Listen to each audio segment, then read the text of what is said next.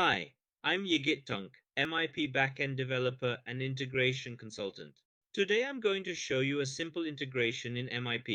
First, we enter the integration section from the tabs above. Here you can see our existing packages. I say create package to make a new one.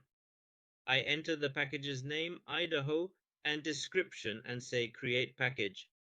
I'm not creating one right now since I'm already making a package. I have a package called Open Weather API. I'm going into it. We previously wrote a service that fetches the current weather for Istanbul.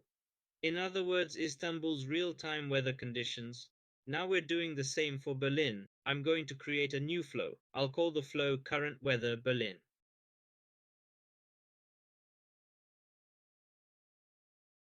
I've set the ID as Berlin.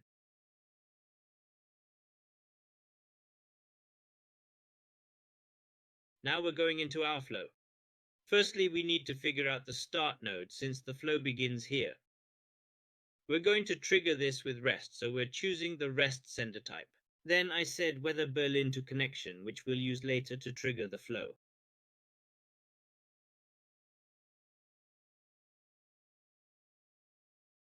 I'm saying get to the method and selecting synchronous endpoint to show that it's a synchronous endpoint. Then I'm dragging and dropping the HTTP tool because we'll be using HTTP to send out a request. I'm connecting to HTTP from the start node, pasting the Berlin API that I copied earlier into the HTTP address section. I'm choosing get as the method and setting timeout to 300. I'm marking it as none because this service doesn't need authorization.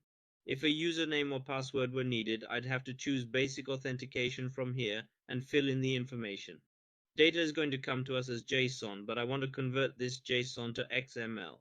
So I'm dragging and dropping converted from transformations. And here I'm stating the sender connection type as JSON to XML. I'm changing my root element to weather. Now that we've converted our data into XML, we need to change the header from content type to XML. I'm going to set context and pressing the add header button. I am naming it as content type and writing text and XML in type constant value. If desired, I can add a different header and input its values here. I can add a property or directly change the body of my flow. When I'm going to query using use simple query, I can write the body in query type in query language. That's all the procedure. I'm adding the events end node from the top and connecting it back to the same. Now I am saving the flow. I press save and deploy to run. Now this flow is ready. I can access the instant weather of Berlin by triggering this flow via REST API. This was a simple flow definition. See you in the next video.